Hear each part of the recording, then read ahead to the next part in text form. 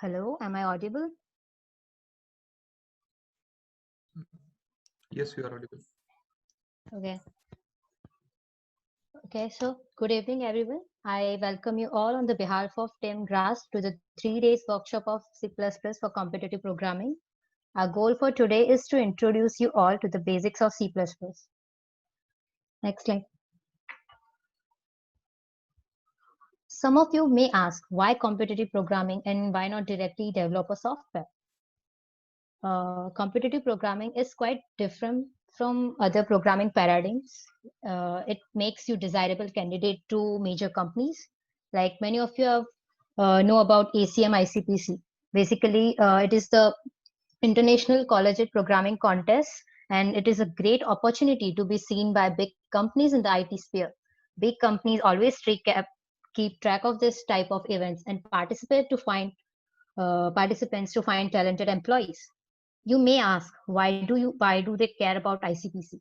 Because it is the largest student programming contest in the world. Globally, this competition is considered as the most prestigious and includes allied programmers from all over the world. CP helps you make faster and more focused. It teaches you how to work in a team. For example, assume you and your friends are making a software together. Then you need to assess your team members' strengths and weaknesses and effectively divide responsibility among yourself. CP plays an integral role in helping you learn how to work together to achieve the same goal. Uh, it also helps you solve complicated problems as you practice the questions daily. Next. Why C++? C++ is the most preferred language for competitive programming, mainly because of its vast library called STL, which is a short form for the standard template library. Basically, it is a collection of C++ templates to help programmers quickly tackle basic data structures and functions such as lists, stacks, arrays, etc. And STL is what ensures speed while coding in C++. Hence, it is faster than Java and Python. Also, C++ strikes the right balance between the programming abstraction and implementation details. Next. So the basic outline for the C++ code. As you can see in the first block at the left side, the first line begins with the hash sign, which is a directive read and interpreted by what is known as the preprocessor. These are the special lines which are interpreted before the compilation of a program. In this case, directive include IOStream instructs the preprocessor to include header IOStream file, which allows for standard input and output operation. Now, in the third line, as you can see, this line initiates the declaration of function integer main. The function name main is a special function in all the C++ programs. Basically, it is a function which is called when the program is run. The execution of all the C++ program begins with the main function, regardless of where the function is actually located. As you can see, it is almost similar to the C and Python structure, both having the main routine, which is executed when the program begins. Next slide. Okay, include with standard C++.h is the header file, which includes all the standard C++ libraries. And this is the most important library, this is the library that you will need anything for the CP. Like you don't need to uh, include any other libraries. This will work for your all the CP programs. One you must note, this header file is not a standard header file for GNU C++ library. So if you try to compile your code with some compiler, which is other than GCC, then it might fail. This library is already available on all the platforms like CodeChef, Codeforces, HackerRank, and yep. Next, the outline you must follow is first, as you can see, our program will start with bit standard C++ header file, which basically includes all the standard library of C++. And the next line is using namespace standard. Using namespace standard means that we can use names for the objects and variables from the standard library. This allows organizing the elements of program into different logical scopes referred to by names, Like you don't need to worry about a namespace as of now. You can check it out later. Next, variables are container for storing data values. In C++, there are different types of variable which are defined using different keywords. For example, integer, which basically stores the integer value, whole numbers without decimal. And the 4 byte here represents the amount of space taken by the variable in computer memory. Similarly, double is a data type variable that stores floating point numbers with decimals such as 9, like with decimals, sorry. And there is another data type as well, float, which stores basically 4 byte of data. The only difference between float and double is double stores the precision value 2x times than the float. If float have precision digits to 7, then double can store the precision by 14 digits. Now, the next variable is character, that is char. Basically, it stores the single character, such as like a single character A of an English alphabet or anything else. And char values are usually surrounded by the single quotes. String shows the text. String values are basically surrounded by double quotes. And the last data type is the bool, which stores values with two states, either true or false. Now, for declaring a variable, you first need to write the type of the variable, whether it is integer, double, or something else, and then the name of your variable and the value that you want to assign.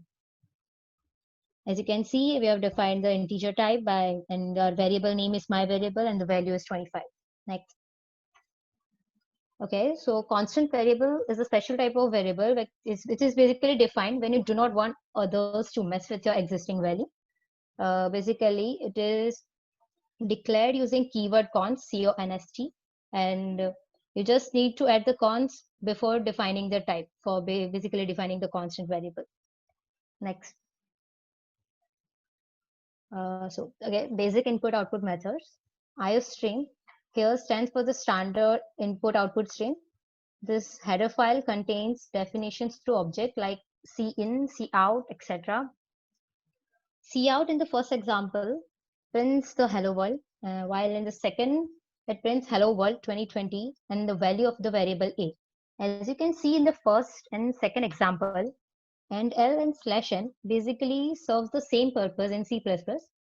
They insert a new line. However, the key difference between them is that AND causes a flushing of the output, whereas /n does not. Like you don't need to worry about flushing as of now.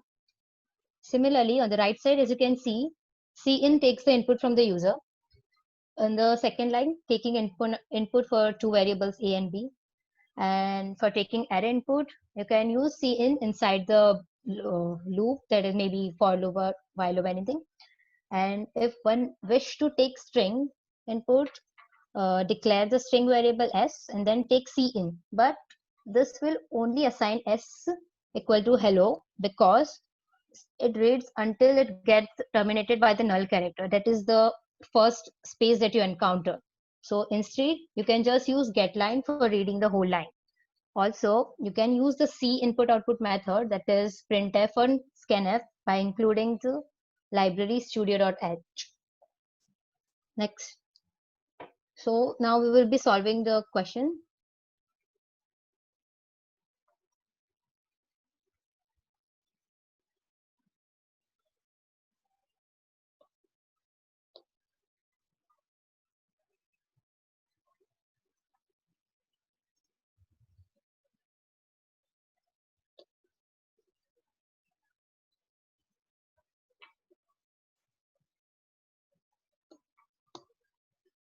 Just check out your chat box. There is a link to the question one.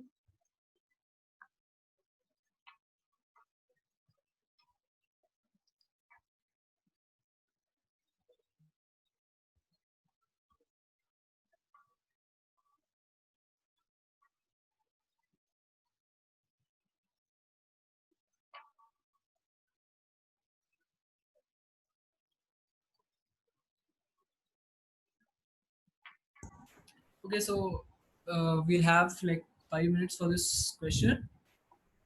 So just use the basic C in and C outs that we have been given. And just so you know that in this compiler that we have, the bits std++ does not work, unfortunately. So we'll have to use the hash include iostream that we had in the previous slides, this one, and follow this. So it's okay if you don't use namespace std, but if it's given over there, you can just use it.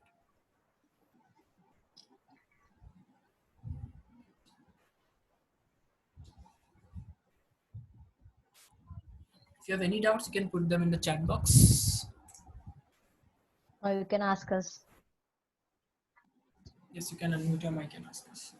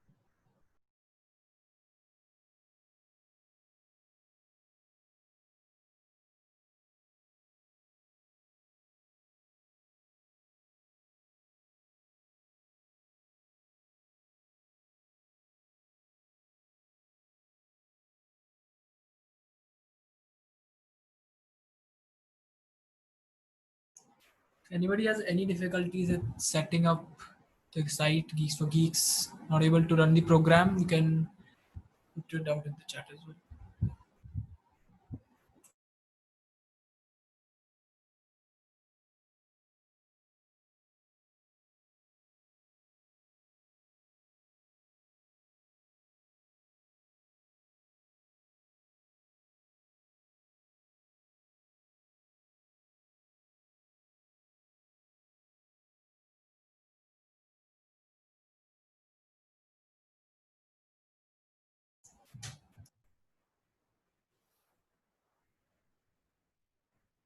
Okay, so let's get to the answer of this question. So pretty straightforward answers that we have here.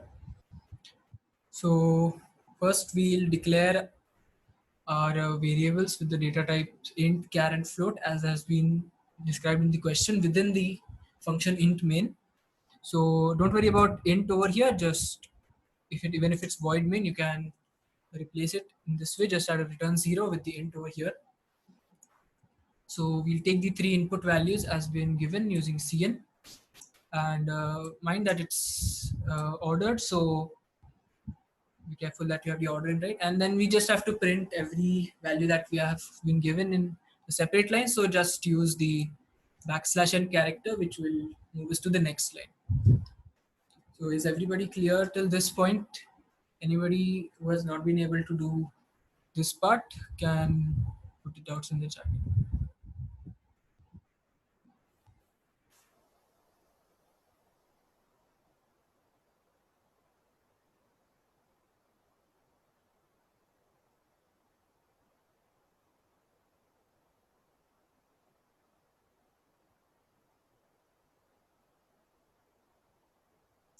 Okay, so if nobody has any doubts at this point, then we'll move on with the presentation.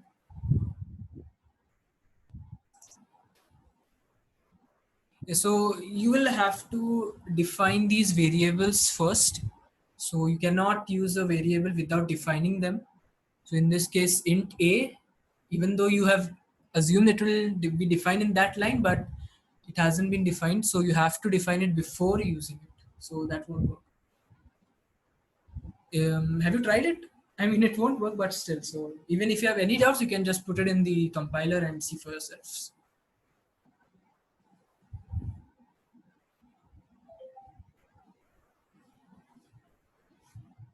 Yeah, yeah. So C++ incorporates the input and output of C also. So you can definitely use it, but try to switch it a little bit. Try C++. So that would be better, I would say.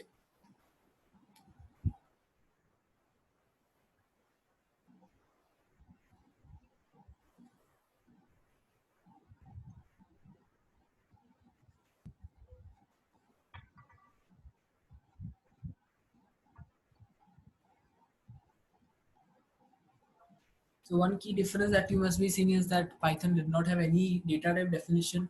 It used to adapt to whatever has been given. So it's a little different. So you'll have to adapt to that. Even if you initialize, it doesn't matter because we are going to change them to the values that have been inputted. So you could as well change it to anything you want like this. So it won't matter anyways. Like you could initialize them like this, but it won't matter because you're going to change them anyways. But yeah, it is a good practice if you're going to use this variable to just initialize them to the default values like this. So that's a good practice.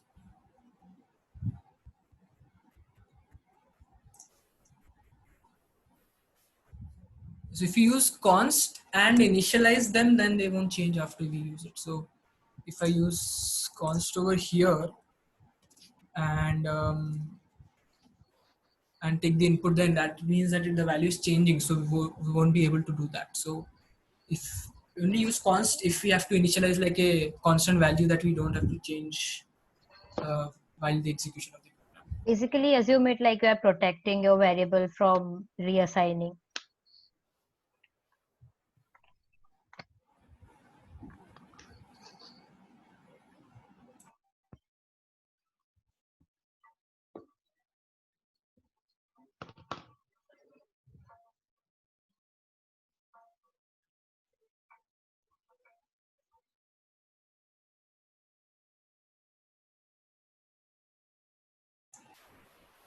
So are the doubts over? Is everything clear?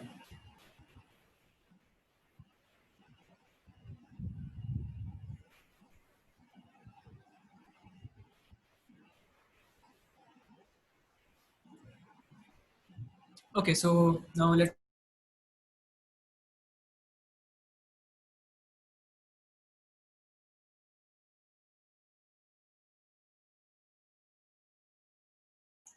okay, so the next topic that we've come to now is type conversion.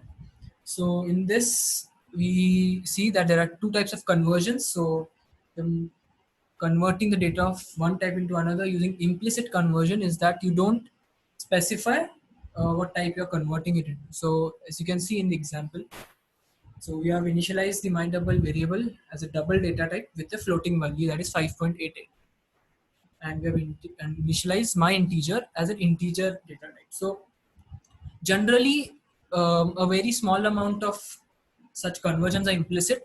So if you try to do something other than this, like assigning a string to an integer or an int to a string, there will be a compiler error that will say that there's a type mismatch. But there are only certain values that you can do and that can be converted implicitly. So over here, it will be rounded off because double can be rounded off into an integer. So we'll just round off the integers, and so then and the next conversion is the explicit type conversion, which can be done manually by us.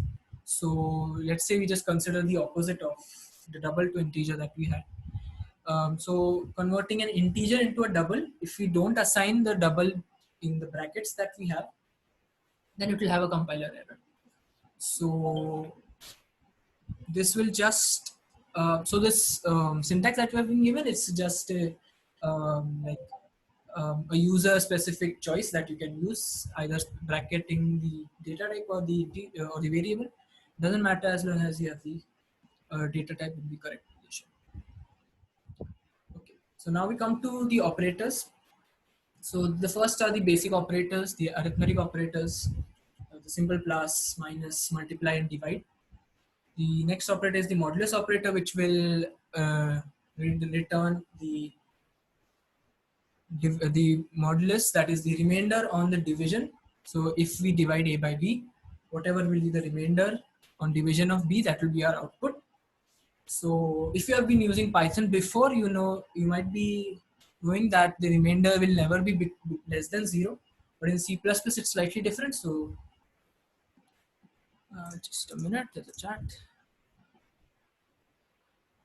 Okay. So in C++, if you divide it's a negative number, then the remainder might be negative. So just be careful of that, and it will be good to go. So the assignment operator will be next. So these will be assigning all the values that are to the right of the operator to the left of it. So let's say you have a variable of int type to the left and a number that is, let's say 9, 8, any integer that you have to the right. So all the values to the, yes, please raise your hand.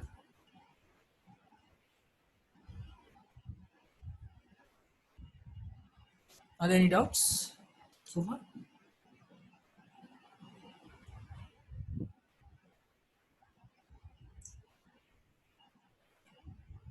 Okay. So the simple equal to operator will just assign all the values to the right, to the left.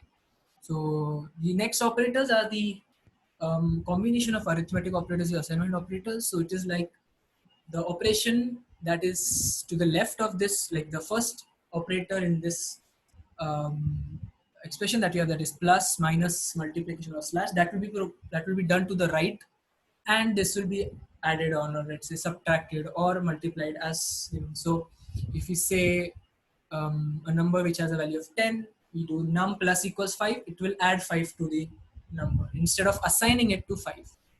So that's the key difference. So it's like a shortcut to num is num plus 5 or num is num minus 5. So that is something you can use here. So the relational operators are the ones which are used to compare certain expressions like numbers, you could say.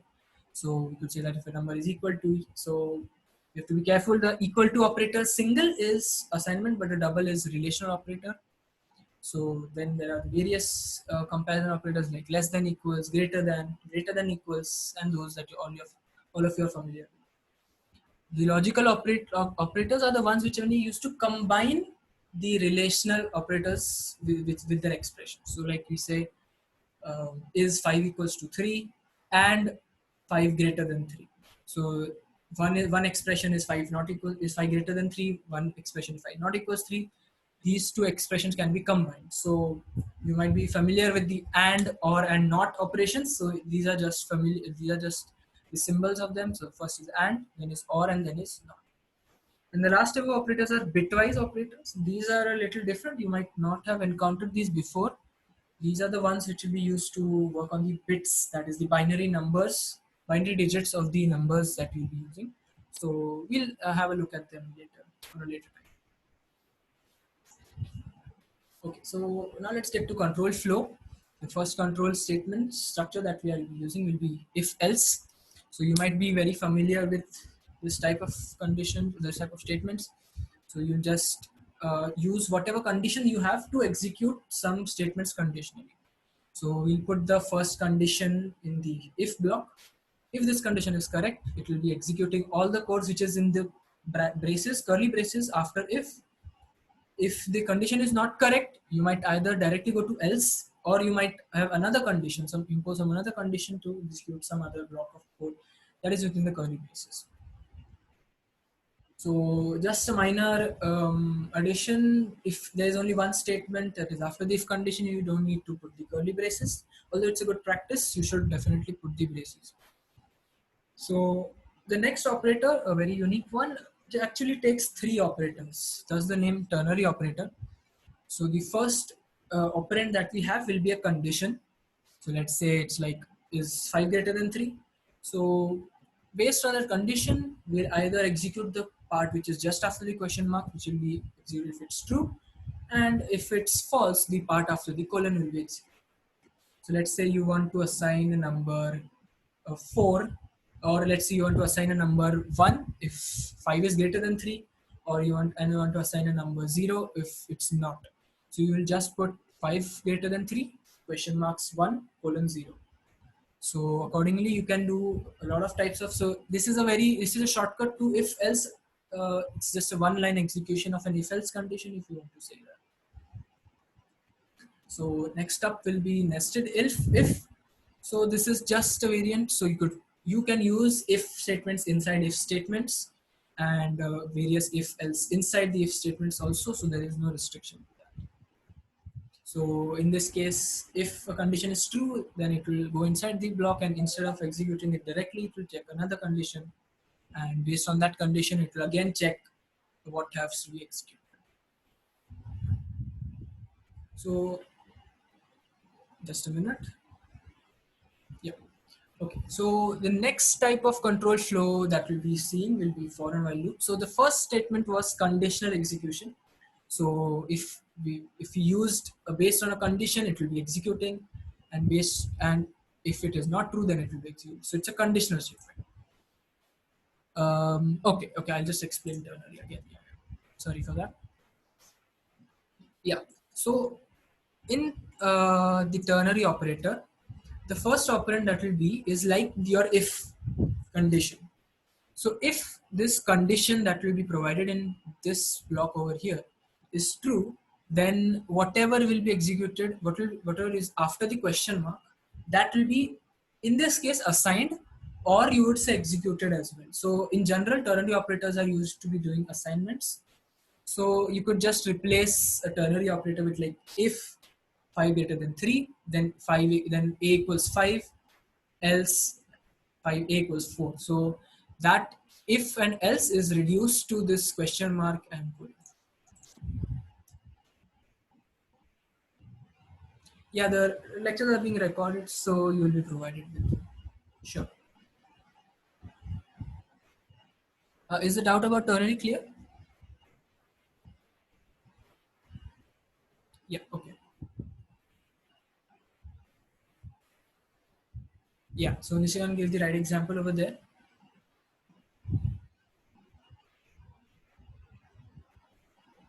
Yeah, so if there are multiple lines, so in this case, it will be similar to an if. So you could put a curly brace at the beginning and the end of those multiple lines. And it's not a good practice to put on multiple lines in a ternary operator. So it's just good to use the if condition in that case. So there might be a correct way to do that in ternary, but it's not suggested. So it's better to use if in that case. So ternary is a very good way just to execute single lines. So like just a single line of assignment in just one line. Okay. Yeah. So we are at control flow for and while loop. So the first conditions, the if else that we saw was conditional execution, and this is a iterative execution. So you will be executing a certain amount of statements that will be provided in the curly braces, depending on a condition. So it will be executed, let's say, n times, or let's say while a number is less than 4, you do something. So a certain statement will be defining how many times this for will be executed. So over here, if we see the example for loop, we'll initialize the statement. So statement 1 is always for initialization. So whatever the initial conditions that will be have. So over here, if we initialize I to 0, that's the initialization condition. The second statement will be the condition that will be checked every time we iterate through this loop.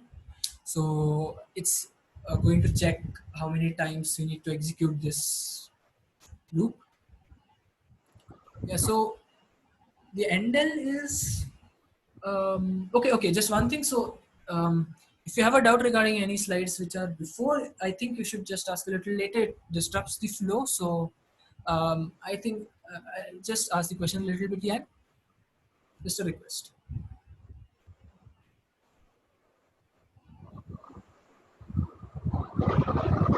Okay, thank you. Yeah, so so we'll be executing the statement based on statement 2.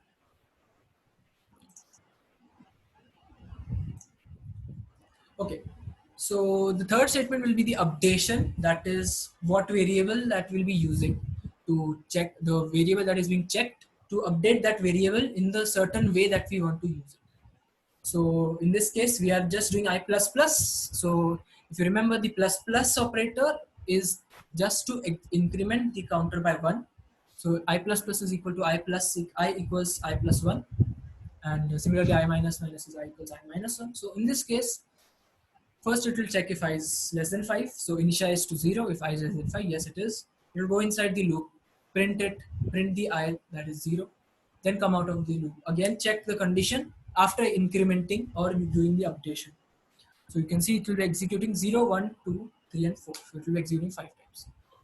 The while is just a different representation. So in for you can use a condition to execute it certain number of times. So you can see like 0 to n, so you can execute it n times.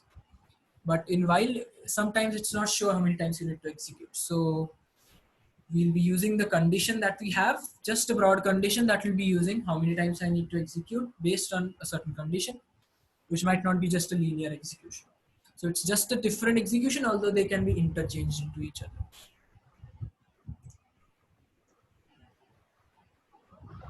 Yeah, so NDL is just a variation of slash n, and as Janveer told before, it's just a difference of flashing the output. So actually, it doesn't matter a lot. You can just consider slash n is equal to NDL. Okay, so now let's have some problems on if else and for loops. So yeah.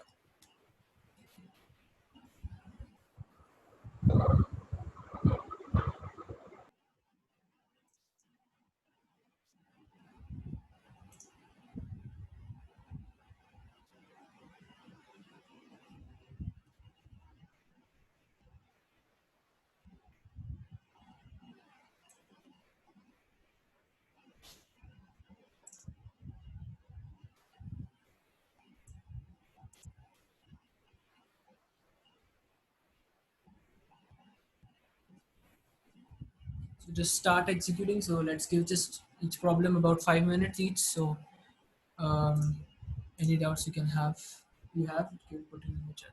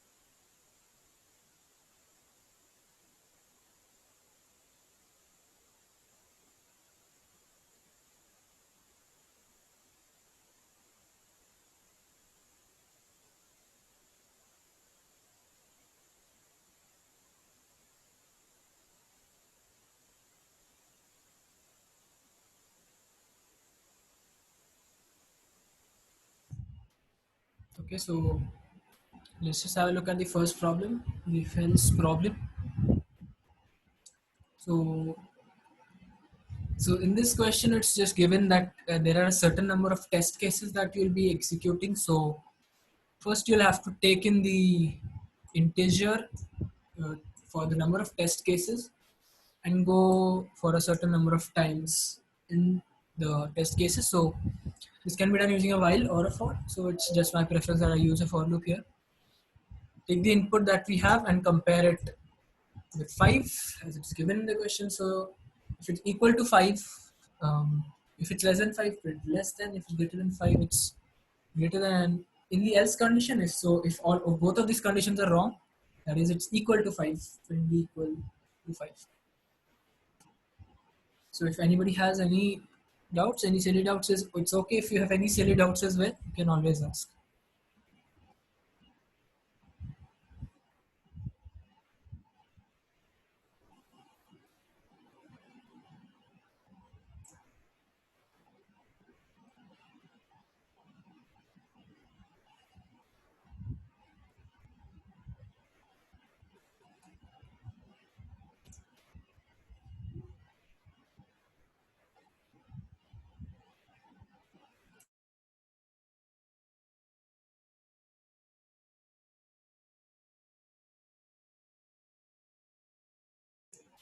Okay, so let's move on to the second question. I'll give about 3 to 4 minutes again, and we'll come to the second question.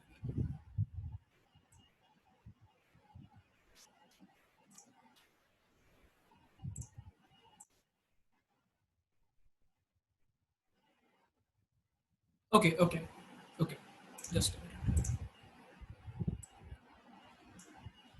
Okay, so given the input format in the question, it was given that we have to take an integer t, which denotes the number of test cases. So this code has to run for a certain number of times.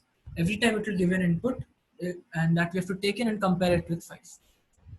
So this first part is the basic structure that we had. And the first input that we have to take is the test case. So we just initialize, not initialize, just declare the variable t, data type t, and data type integer, and just take the input from the user, because the first input will be the test cases. Once we have this variable, we have to run that many number of times. So we'll use the for loop to execute t number of times.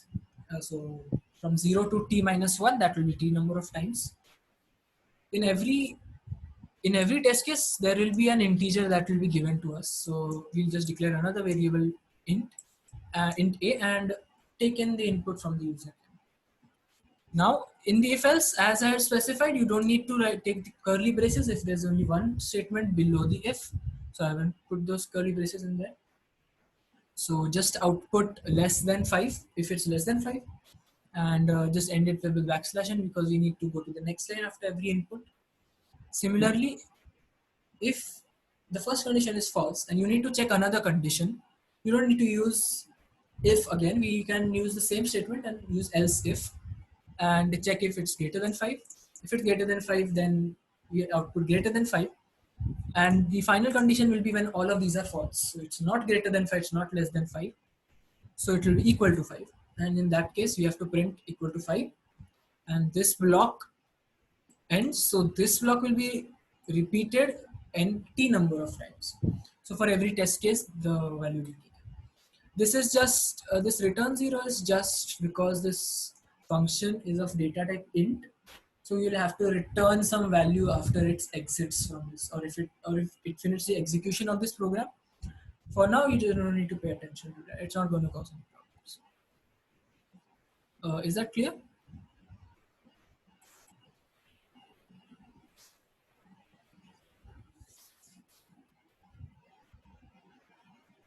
Is that clear? Yeah. Okay.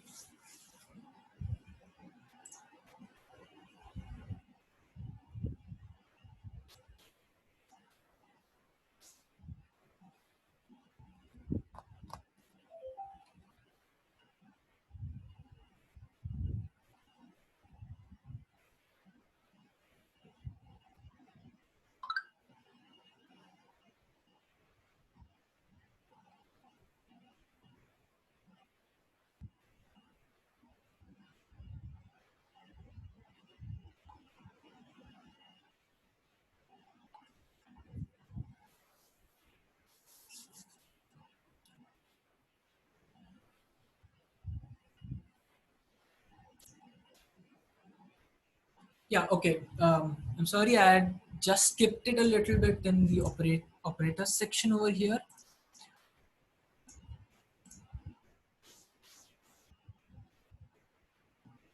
Yeah. So operate in the operator section, the plus plus and the minus minus is just a shortcut to increase the variable by one. Minus minus is just a shortcut for decreasing it.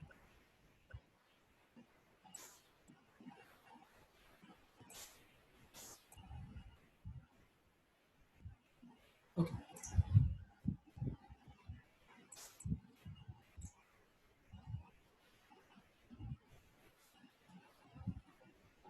Just a side note. So if anybody wants to execute their own execution of this program, they can just use some site like C++ tutor or Replit as was given in the mail. I just find C++ a little better, this C++ tutor a little better because it will actually visualize how this program's execution goes on line by line. So it's a good way to check how the functions execute as we'll come into them into a bit. So what order they execute in. So it's a good way to see the execution order. I'll just put that in the chat.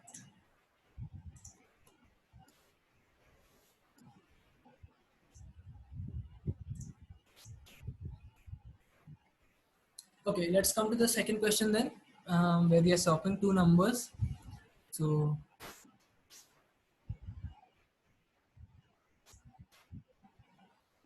yeah, so if you have to take in two variables at a time, so as in this question, the first input that we have to,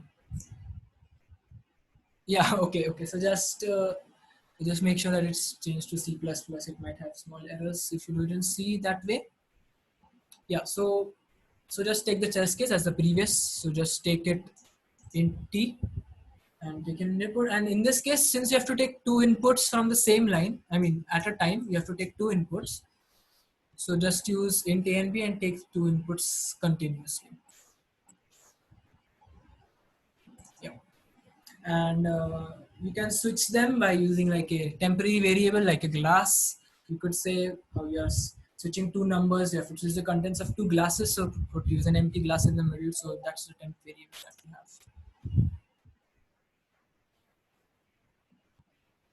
Yeah, make sure of the order of the arrows as well. It's to the left if it's output and to the right if it's input. Two right arrows and two left arrows. Just be sure of that. Small errors sometimes. Yeah, you can just use it without the temp variable. A little arithmetic trick that we have.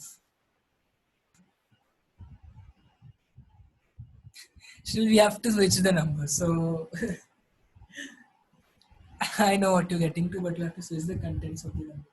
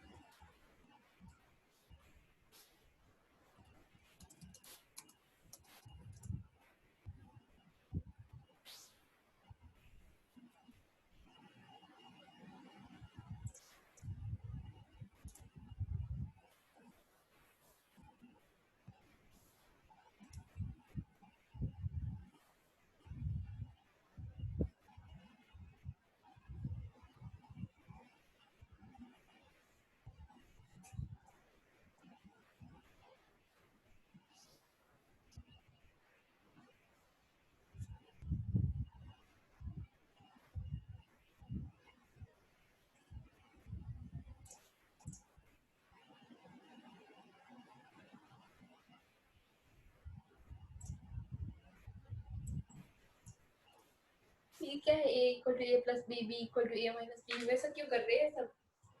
Yeah, so ऐसा लिखा है। if you don't need to use the extra variable, so I declared a new variable int. So it's not needed, you can do it without it, but just a trick you ये नहीं like to समझ आ रहा है use. क्यों हमने यहाँ पे एक टेम्परेरी वेरिएबल लिया था temp, वहाँ पे हाँ स्टोर किया था। हाँ हाँ, तो वो उसमें कैसे है कि थर्ड वेरिएबल, हमने तीसरा वेरिएबल ही क्रिएट किया टेम्परेरी नाम का. So it's just a trick, थोड़ा सा ट्रिक है बस कि हमें थर्ड वेरिएबल बिना यूज करे कैसे कर सकते हैं. ऐसे कोई गलत होने नहीं वाला है कि थर्ड वेरिएबल यूज करना अलाउड नहीं है. छोटा ट्रिक है बस कि ऐसी तरह कर सकते हैं.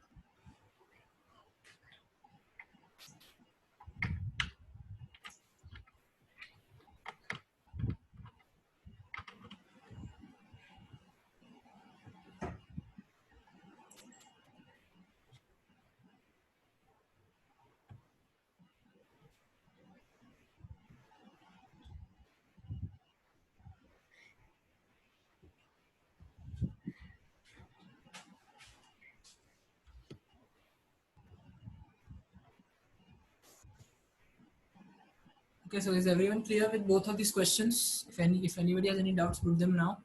We'll move on to the next part.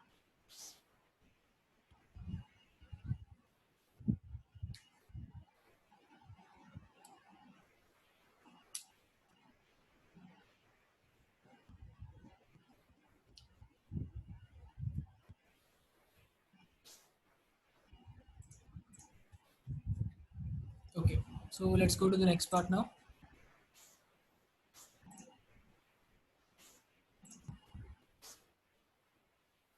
Okay.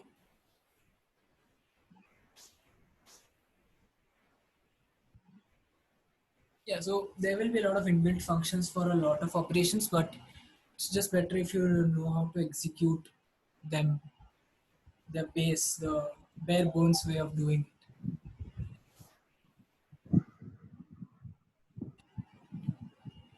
This is a very simple example, but later times it is very important to know how the basics are. Okay, so now let's move on to functions where we're talking about certain blocks of code which will run only on calling. So this logic to be executed within this function can be executed within, can be called. So a function call is like writing the name of this function followed by a parenthesis. So as we know that the program execution starts from the main function.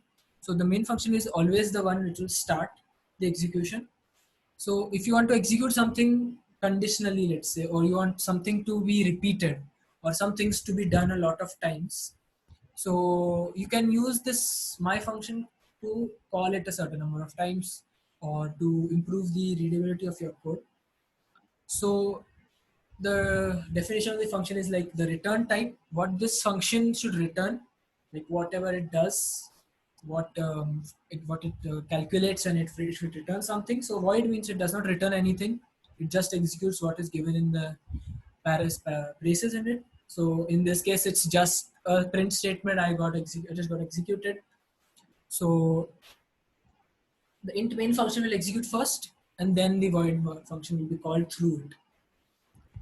And one very important thing, that if you're using a function called through main, the function should be defined before it is called in main. So we know that C++ compiles top to down. So anything that is below something will not be known to it. To be very clear, like to be very frank. So if my function was returned below main without defining it, then it will be like my function does not exist for the main function. So um, a simple way to tackle that, if you want to write the function anywhere you want to, just write the first line, that is the declaration of the definition of this function, followed by a semicolon. So a function might have certain parentheses, certain parameters that it takes in. So in this case, I think there's a little error. So my function and then a parameter in it when you're calling it to the main function. So let's say I put 5 over here. My function will take the parameter 5 and print it over there. So now we come to arrays, where arrays store a certain number of uh, data of the same data type. Not so be careful, you can't store a lot of can't store different data types. So it's the same data type stored in contiguous memory location. So in this case, a string data type will be containing so a simple string will contain a set of characters enclosed within the double quotes, but in this case we have three strings that are enclosed within the um, double quotes. So we have to name a variable with the number of variables that it has in square brackets. So be very careful on the types of braces that we use. You can't use a parenthesis or a curly over here. It means different. So the specific brackets mean specific things. So in this case, we have implicitly defined three data that we have for the string fruits, and accessing it is very simple. So you just use the name of the variable and what index you want to execute. So uh, the indexing starts from 0, so 0, 1 or 2. So if you input any index which is out of this range, it will give an error, so be careful of that. Okay, so let's just have some simple problems again. Yeah.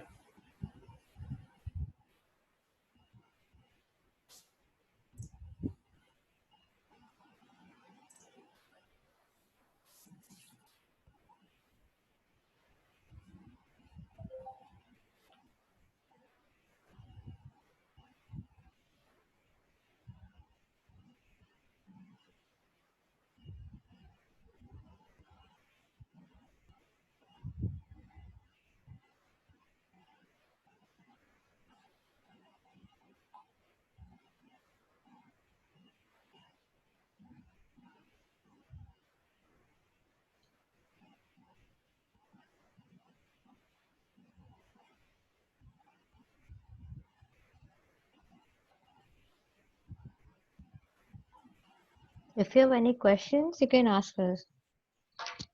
You can unmute your mic as well. It's not a restriction to just type. If it's not, if it's a long doubt, you might ask.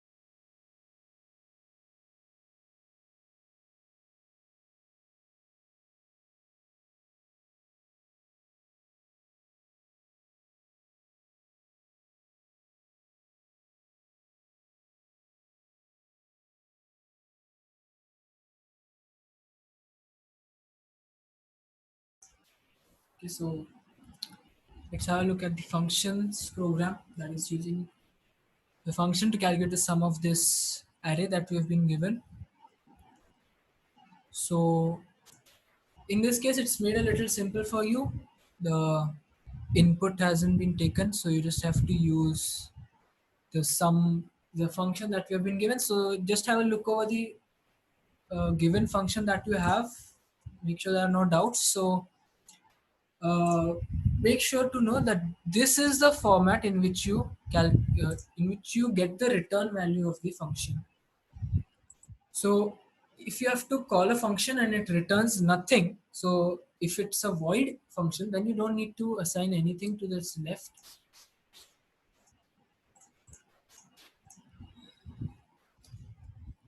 So in this case, we know that we are returning the sum of the three integers. So it's a very simple question. Just return the value of a plus b plus c, and we need to have a variable in the main program that is going to take the value of this sum. So we'll have sum is equals to the calculated sum that we'll have, passing these three parameters a, b, and c. Make sure that the order in which they are being sent is the same order in which they are received. So don't mix up any ordering that we have. It's very order specific. And the data types also, the ones that the values that we are passing through this have to be the same data type as we have over here. So if there's any disparity, it might cause an error. And other than that, it's just a simple question. Just print the output and return. So as you can see in this case, the function has been defined before and return afterwards. The return as in WRITT. So it's return afterwards because it hasn't declared first. So if you don't declare it, you'll have to use this entire format before this part. So it will actually be over here.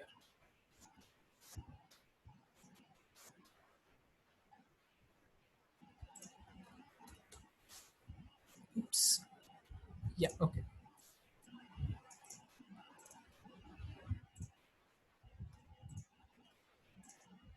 Okay, I think this is uneditable. It's been given in the program, so you get what I mean. So you just replace the first line, line 5, with all the code that we have over here. So if anybody has any doubt, okay, just a minute.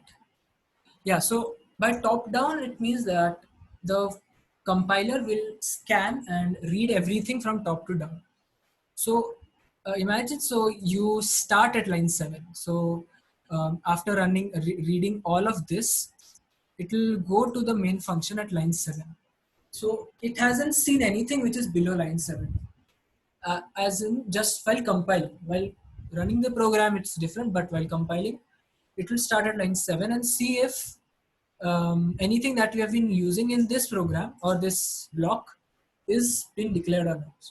So if I don't use line 5, I don't declare it before, it will come to line 14 and see that calc sum, it's an unknown variable or unknown variable name for it.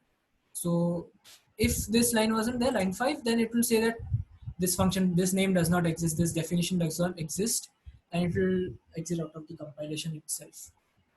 So that is why you need to define, either define this line here or write this entire block, line 28 to 32, before end. So just make sure anything that you're calling has to be written up. It has to be returned before it, as in top. So that's why it is top down. Is it clear?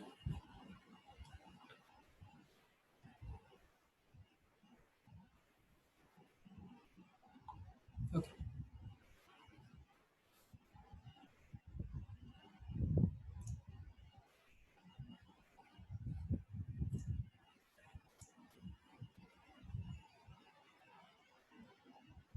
Okay, so let's go to the arrays sum.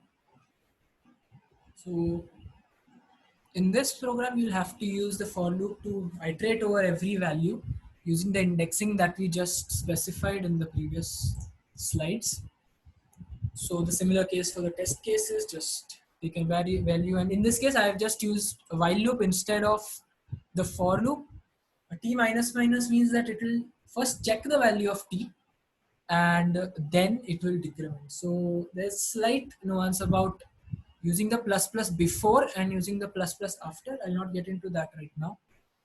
So check whether the value is greater than 0 or not. Until that, just continue.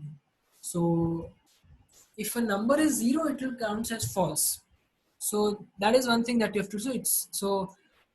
As you can see in the for loop, it was I less than 5. That will return true or false. It will not return 0 or anything like that.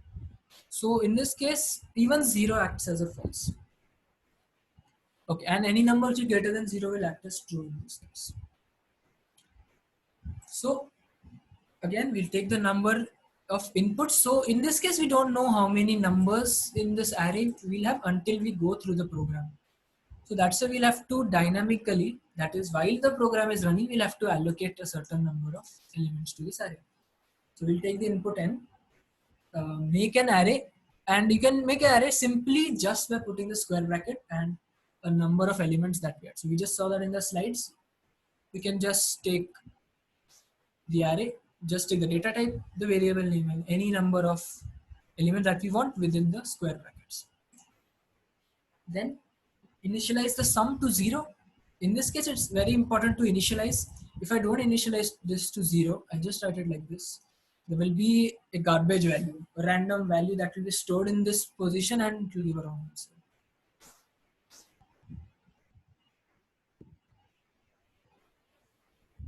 Okay, so if you want a function, like you are saying that I define a function, let's say, okay, so I just read out the doubt. It's like, why do we need to use int instead of void to define a function?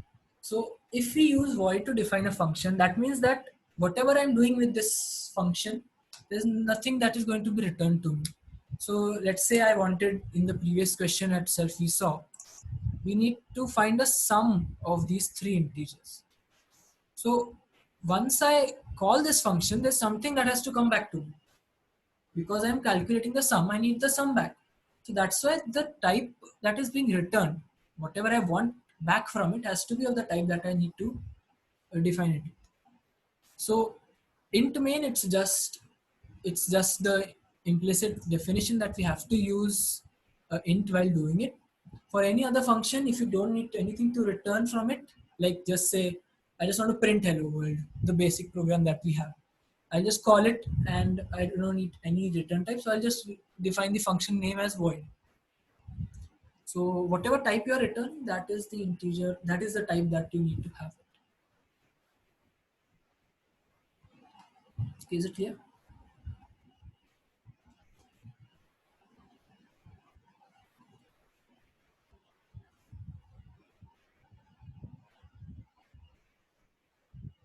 Okay.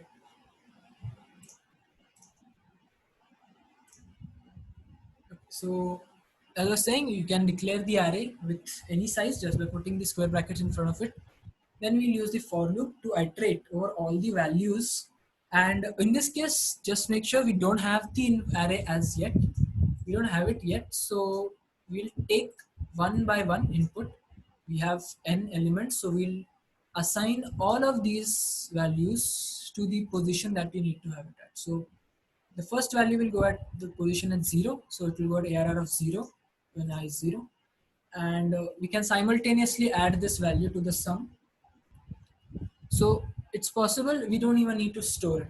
So we don't even need, so we could say that we don't even need this line and just sum it off. But to have a practice of arrays, we need to check them, input them, and then take the sum.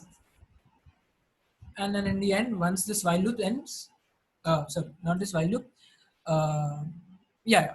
So once this for loop ends, we'll use the output and print the sum that we have.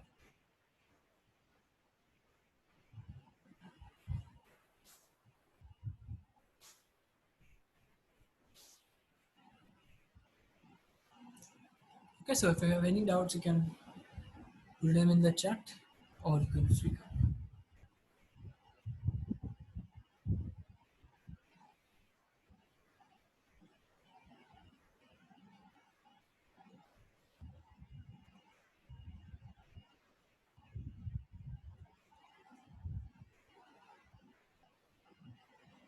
Okay, so now let's move on to the next slides.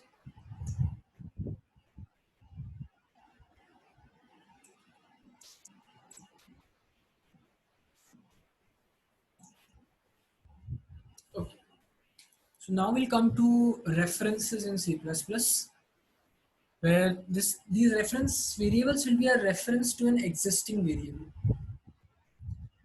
So these references are created with the AND operator. So as you can see, we'll name, let's say, a string variable named chocolate with the string toggle. So the chocolate variable will be pointing to will have the data toggle. Now if we take a string with the name my meal and use the AND operator, so it will take the value that will be present in chocolate and put it in my meal. So if you output chocolate, you'll have the string that was put into it. But if you output my meal, it will have the string that is pointed to by chocolate, which is toggle. So in this case, and the AND operator can also be used to get the memory location. So anywhere, so as you know, any string or any data type, any variable will be of any data type will be stored in the memory. So let's say this Toblerone is stored at this address 0x6ed453. So this string will begin from this point and all the data will be after it. So if you want that starting address, you can use AND chocolate. So AND the variable name, and you will have the address of that variable. So since AND is used to get the memory address, and pointer will be used to get that memory address, the value in that memory address. So this pointer is created with the star operator, and so in this case, string star ptr, that is a pointer. So this will point to the address. So this pointer will have the address of chocolate. So and chocolate, as we have seen in the previous slide, will give the address of the string, and using string star ptr, we'll have the pointer, that is the address, and then we'll use it to get the value. So the first two statements are pretty straightforward, just printing the contents of this string and the address of it. Now we know that pointer contains the address, and using star ptr we can access the value at that position. So if we print out ptr, it will give the address, and if we use star ptr, it will give the value at that address. So be sure that definition of this pointer will be using a star, and in this case, if you use a star without a space, I mean the star before the space or even after the space, so space star or star space, anything works. So that doesn't matter, that doesn't change the execution.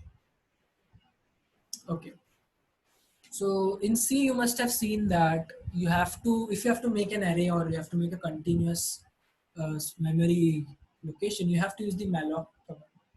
So if you want to make an array of size, let's say 6, you have to malloc or allocate a string, an array of size 6 with the data type int. So you'll use int star malloc and into size of it. So similarly, if you have to make an array of size n, but do not have to allocate. So you don't want to allocate anything at the beginning. So you can use int star a is new int and the square bracket to specify the number of elements. And the delete is same as free. You can free the elements, the size, the memory allocated for this given array using that. So that is analogous. And a 2D string, that is like a matrix. You have a certain row element, a certain column element, two pointers to indicate what position we are at. So similarly, so you could say that the number of stars equals to number of dimensions in that array. So we have to make an array of arrays. So that's why we use new int star n. So you have to make n arrays of size m. So that of size m is done within the for loop. So first you're initializing the n pointers to the first n arrays, and each array will now have m numbers. Okay, so this will be the last set of problems that we'll be having. Simple exercises, not a lot of, not tough exercises. So yeah. So let's say you have allocated, you have made an array of size a lot, let's say 100,000. No, it doesn't really the address. So let's say in the memory, let's say you made a very big array of, let's say, 1 lakh size. So it will take up, let's say of integer size, it will take up 100,000 into 4. It will take 4 lakh bytes. Yep. Yeah, so it will take up 4 lakh bytes. So that is about 400 KB. Now let's say you are running a for loop, or let's say you are running a program which is very memory intensive. It takes up a lot of memory location. So after a certain time, the memory might get full. So as soon as you use an array and you don't need it again, you have to free up that area. So it, in some other languages, it might be doing it implicitly, like the Java. Like in Java, there is a garbage collection system. So it's like whenever it ends, it will check whether it is not used again and it will delete the address. But in C++, it's not the case. So you'll have to manually delete, or let's say deallocate. So like that memory address could not be used by anything else. So that 400 KB will not be allowed to be used by any other process or any other variable. So you have to free that before you go on to the next. So yeah, that is what delete is.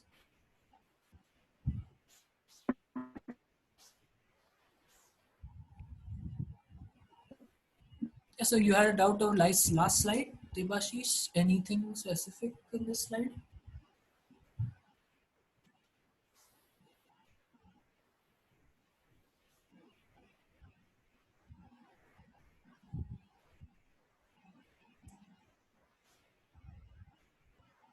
No, yeah, that is like expected. It will be given before, so that's just a block which needs to be specified. So yeah, it's specified before.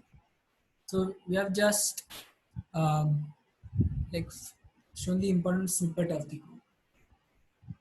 Yeah, so imagine you are so let's say I am making a square. So I have to make a square which is 2-dimensional, and so first what I will do, like the way in which this is written, it's a rectangle of size n cross n.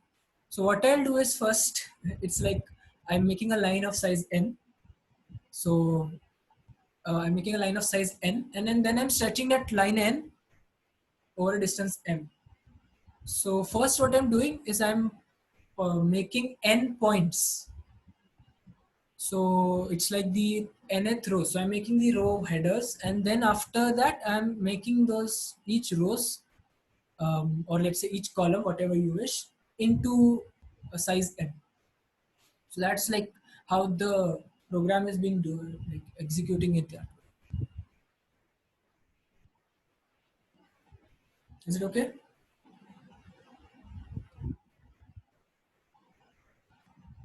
Okay.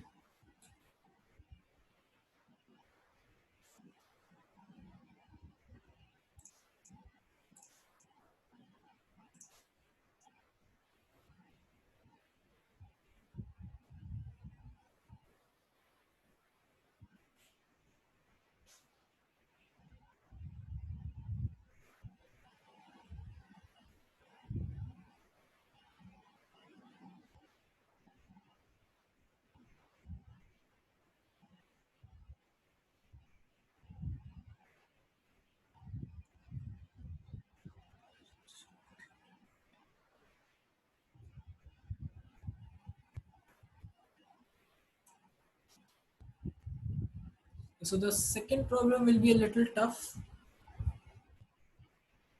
Make sure it's a good question. It will take a little bit of time. Once you get it, it will be simple.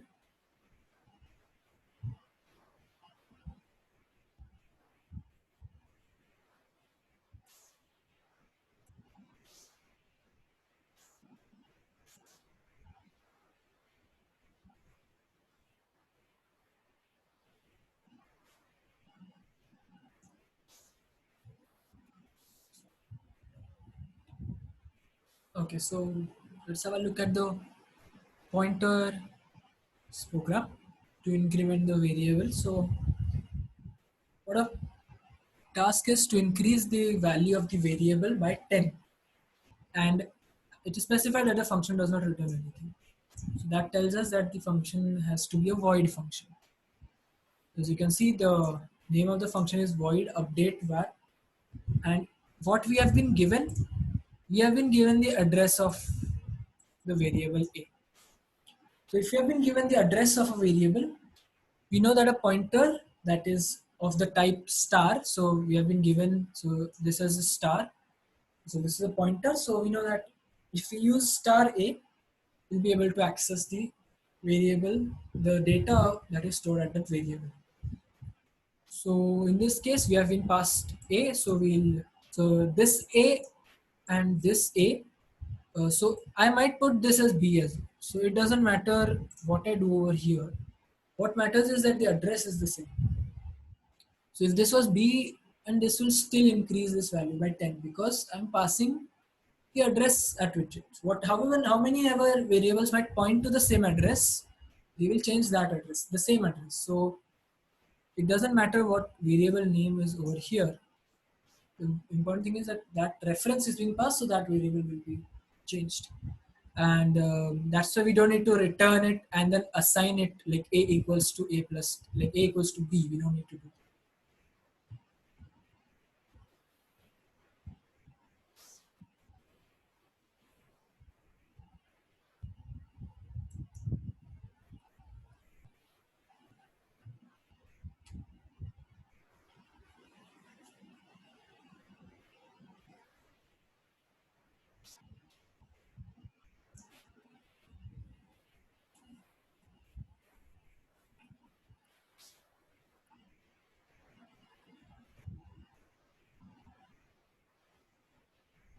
Yeah, what that will do is that will, so this program was to show the implementation of pointers. So if I use this that we have shown and void update var int a, it will not pass this reference. That is, the int a that will be used over here will not update the original int a that we have in that variable, that function.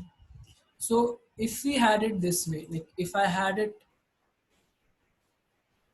like a over here and I don't pass the address to it, okay, so I'm gonna edit it, but so just assume that there was no and over here. What I would do is I can't use star, so I'll just use this a plus equals 10, but then nothing will happen to the original variable in that function. So this was like I sent a copy of it. I just sent, okay, so do whatever you want to do with this copy of this variable. If you return it and like say that a equals to this b, then it will change, but implicitly it will not do anything. So because there is no return type, you can't return anything. So it's been specified the function returns nothing. So that's why what you have to do is you have to pass a reference to that variable's address. So you pass it, then you update the value at that position. So it's like the same, or let's say like the same room is being accessed by two people. The first person does something, it will affect the second person. But the second does anything, it will affect the first person. But if you do the way you have said, it's like two different rooms. So whatever you do in that room doesn't affect the one in the first room. So until and unless you do something manually to update it, it will update. Otherwise, it won't. Yeah.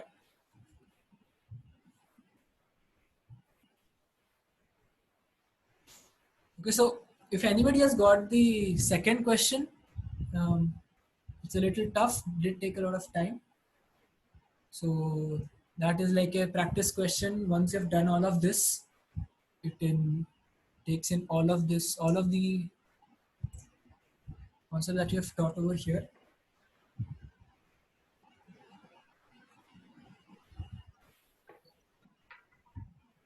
And if anybody wish to share the solution for the second question, they can. So you can like even if the exact code is not there, you can share like your logic. So yeah.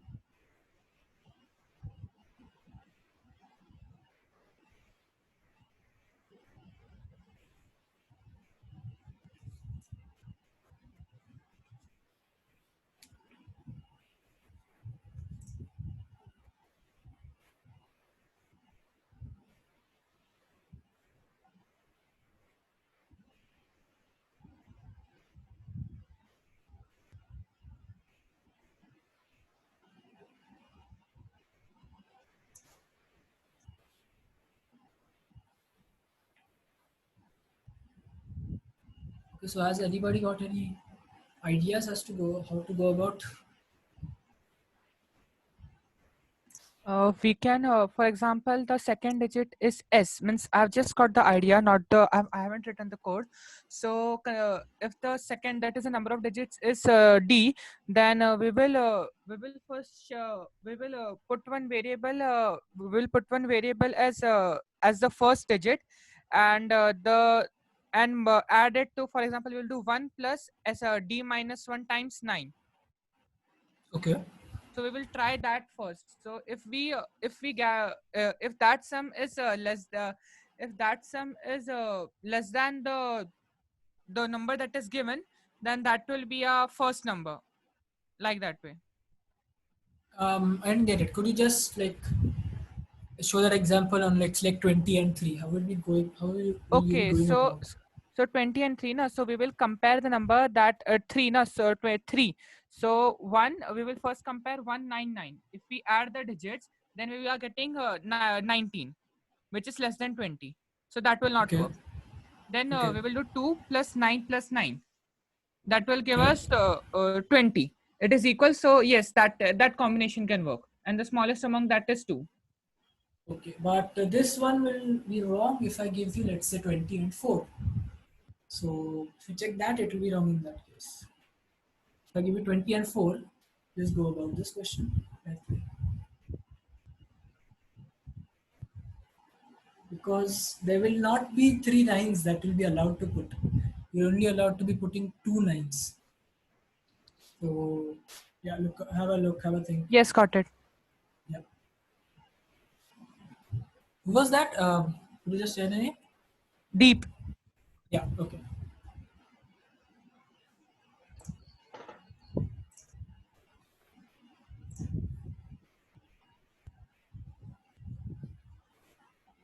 Anybody else? Any ideas?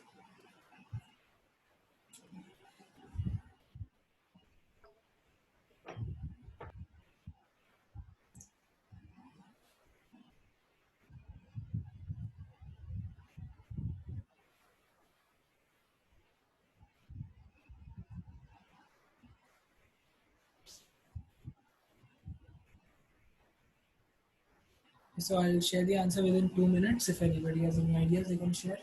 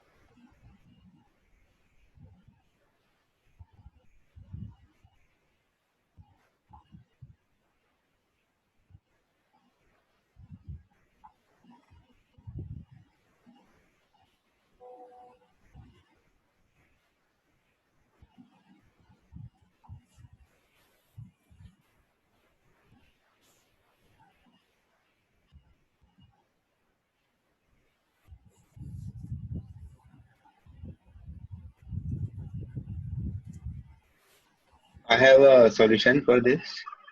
Yeah. Okay, so if our sum is greater than digit times 9, then we'll directly print -1. I'm sorry, I didn't get that. If our sum is greater than like digits multiplied by 9, then we will print -1 directly. Yeah, definitely. Okay, and for the rest of the case, I have some very complicated if-else statement. Okay.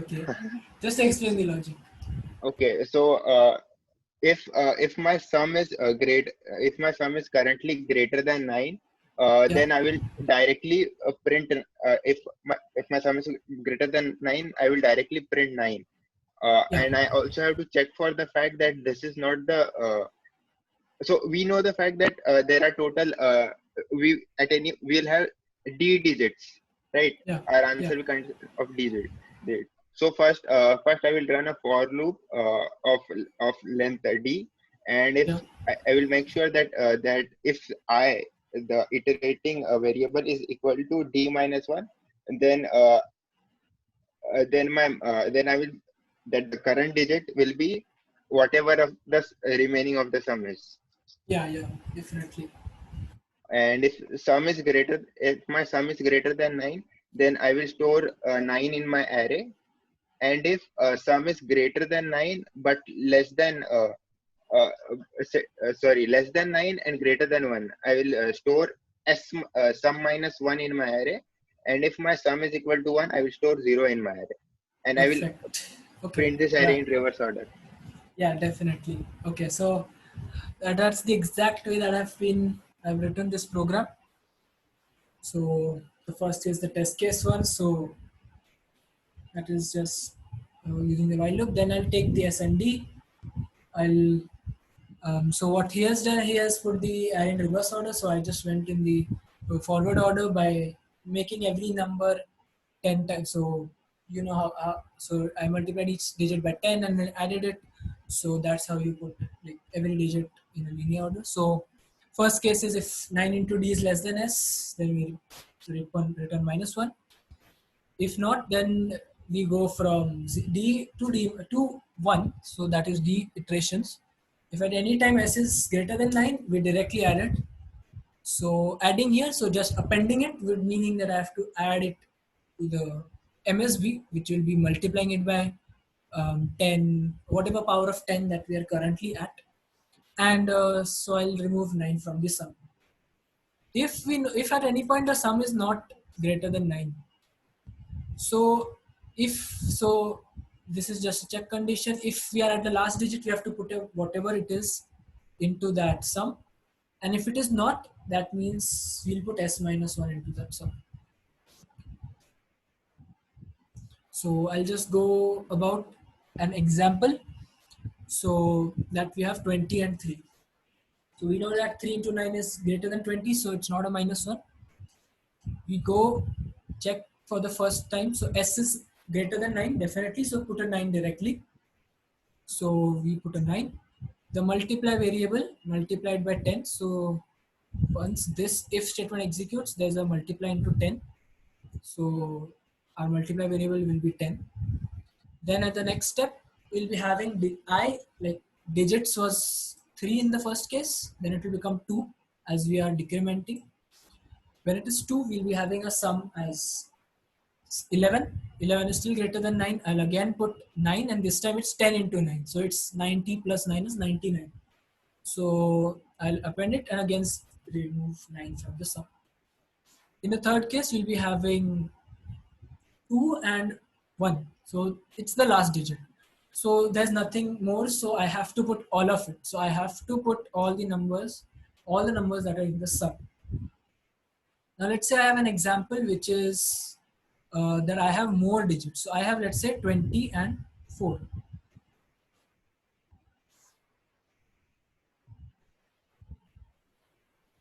Just a minute. Yeah, test again custom. Yeah. So if I put 20 and 4. So what will happen is that once I reach 9 and then 9, what will happen is there will be the sum 2 remaining and there will be 2 more digits. If I put everything right now here, if I put all the sum that is remaining over here, this number will be 299 and this will become 3-digit number. It will not become 2 digits. So I have to preserve one number. So I have to put what maximum I can put over here, because the smallest number will mean that I have to put everything to the right, to the lowest side of it. So that's why I put 1 over here, not 2. So I put s minus 1 at this position, and now I only have a 1 digit remaining. So if there are more digits in between, so then there will be a 0 over there. So if I put like 6 digits, I will have zeros in middle. So once I have only 1 remaining, everything after that should be 0. And then once I have reached my last digit, so once I've reached my last digit, I have to put whatever is remaining. In this case, s is 1. S is 1 was remaining, I put it over there. Okay, so is everybody clear? If anybody has any other approach as well, they are free to share that.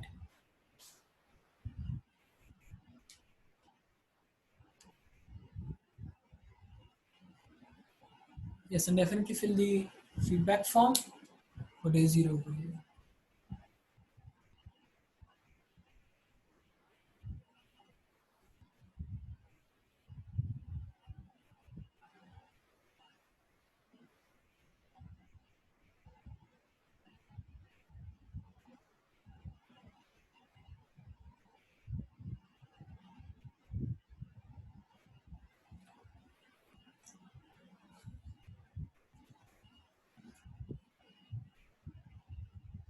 Okay, so if anybody has doubts in any other part of the slides, you can ask them now. You're free to ask any doubts relating to slides now.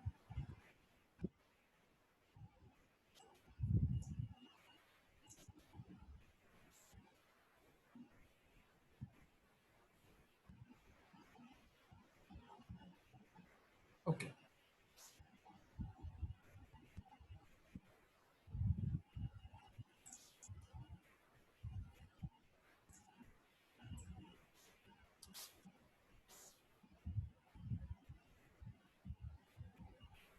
Yep. So any specific choice of this input? Any end case that you found?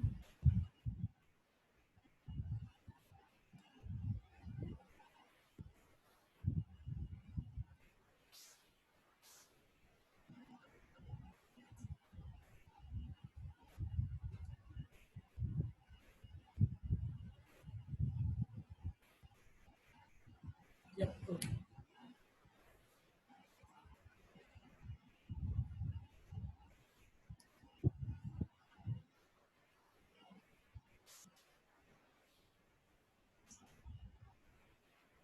Yeah, so if anybody has any doubts, you can ask. And so we have this link here. So yeah, so we can refer to any of the C++ basic doubts over here.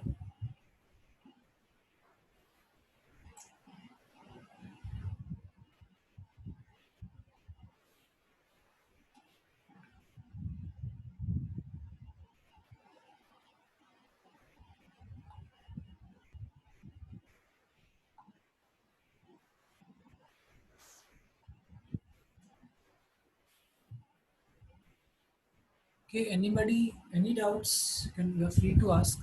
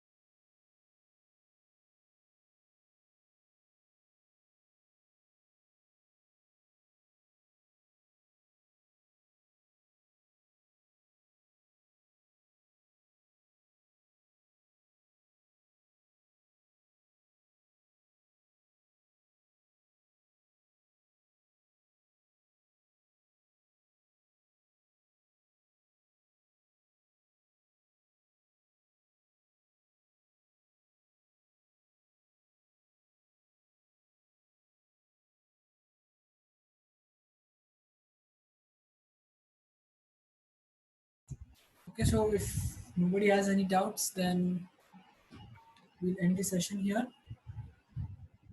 Thank you all for coming. You can find all the slides, questions, and solutions on our Notion page and just fill in the feedback. Yes.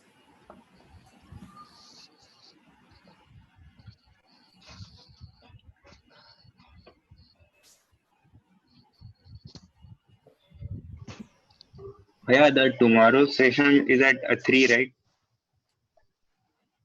Yes, it is. Okay.